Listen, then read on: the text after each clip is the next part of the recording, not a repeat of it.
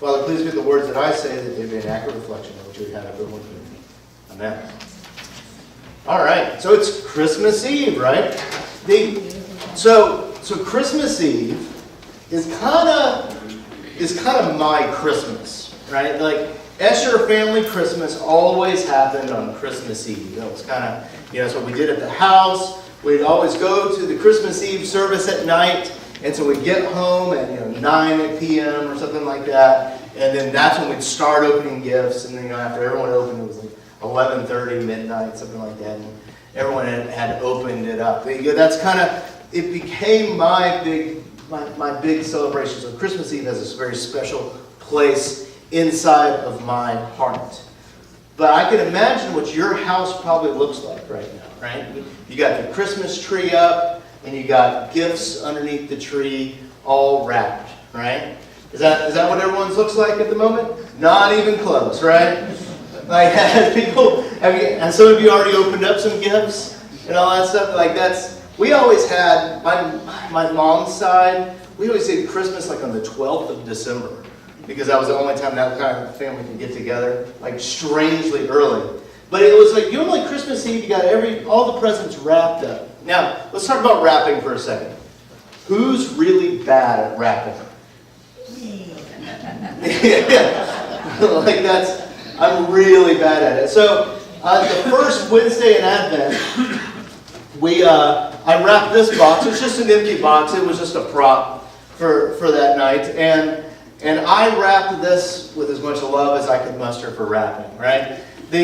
It's fun. I'm not a very good wrapper, and you can really tell if you look on this side. I don't know if you can tell that. Like that. This side was out all the time, like this. Like it's really rough. And I did my best. But is anyone else's gifts look like this underneath the tree? Like this? I don't know. It's pretty bad. And also, if this box had any more weight to it, you could probably hear it shifting in the looseness of the paper. Like that. It's all wrapped, but I tried my best. It was just a prop and all of that. But yesterday, I watched Coley wrap all of the gifts for all of our nephews and all of our family. She had paper out everywhere, and she was wrapping Christmas with love, right? I'll put it that side out for you guys. But she was wrapping all those gifts in love. And that's kind of the beautiful part of Christmas. In this time of the year, Christmas Eve, is that everything's kind of wrapped up in love. Everyone's like, their families are coming into town, their friends are around, and the presents are underneath the tree, and it's all just wrapped in love. And I think one of my favorite things to do with Christmas, and it's kind of sad at the Escher house right now. We have one little tree that's made out of a half of a what's it called? A pallet. That's our Christmas tree this year because we're in a small condo, and our other trees in storage. But it's over there, and not very many lights. But I love it when the house is completely decorated and there's Christmas lights everywhere. And you can sit down on the couch and you kind of snuggle with somebody, and you got like some hot cocoa with nothing extra in it at all, and you just kind of remember it's like I'm being wrapped in love, and it's just this great feeling of just being cozy and being wrapped in that love. That's kind of the idea, if you can't tell, today. This being wrapped in love. And in the Christmas story we have Mary and Joseph, and we know this story pretty well. There's a census taken, and they go to Bethlehem, and there's no room for them in any houses around, so most likely some relatives gave them something in the back end or something like that of their house, and that's where Jesus is born.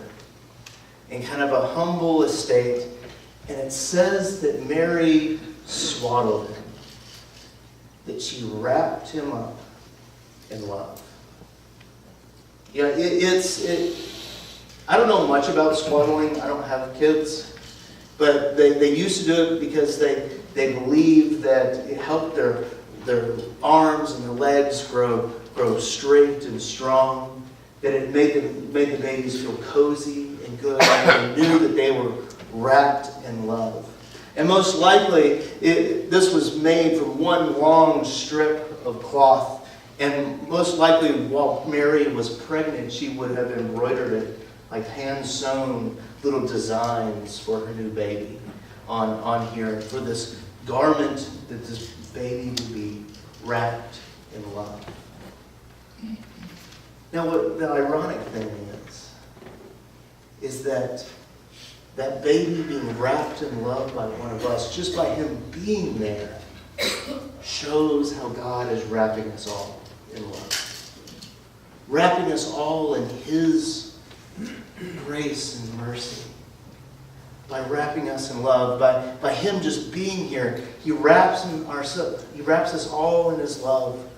By God, the creator of the world, coming in and being just like one of us. Coming in with all of our problems and with all of our insecurities, coming in to all of our problems, all of our political turmoil, all of our warfare. God coming into all of our sin, becoming one of us so that he may wrap us in love. One of my favorite things that Jesus said, I think it gets overlooked a lot, and I'm not sure why I love it so much, but it's Jesus showing his mothering spirit. Now, I don't know about the rest of you guys, but I'm about to go to Atlanta tomorrow, and as soon as I see my mom, she's going to give me a big, obnoxious hug, right? The mothers in the room may be able to relate. Like that's it. She's going to, and it's always just this huge dramatic affair, right? It's like, oh, and like runs in and all that stuff, and literally like wraps in love, right? Well, this quote of Jesus is looking over Jerusalem, which is filled with political turmoil, and he's going in there to die, and he says, oh, Jerusalem, how I long to gather you like a hen gathers her chicks. I love that line, because he talks about like a mom gathering all the young ones and wrapping them all in protective love. And at Christmas, we see Mary wrapping the one that will wrap us all in love. And we see that Jesus takes all that sin, danger, and all that stuff, takes it all to the cross, and dies and ends up rising again, so that us at Christmas, we can sit down and just rest. Yeah, I think a lot of times we feel like we have to earn for God to love us, right? We have to earn for God to love us. But at Christmas and all the times, because God wraps himself in love, wraps us all in love, we can sit down with our loved ones, look at all the unopened gifts underneath the tree, open them, share hot cocoa with nothing in it, and know that we can rest. We know that God loves us. And that's good news. That's good news. And so I hope that your Christmas today and tomorrow, that you're able to sit around, even with your crazy Uncle Bob, who has weird conspiracy theories about stuff, that you can sit down knowing that Bob and you and all your family and friends can rest because you are wrapped in love by a God who came here. Let's say a prayer. Jesus, we thank you that you love us. We thank you that you came down to be our Emmanuel, that you are with us. Continue to be with us, Lord, as we go from here, that we may share your love with all the people here. Amen. Amen. We'll now collect our tithes and offerings. That year-long Bible thing that we're doing, I have a video that just kind of describes that more fully. So you can kind of watch that as we collect our tithes and offerings. Thank you so much. For many people, it's intimidating. But we believe that the entire thing is telling one unified story that leads us to Jesus. And so we want to help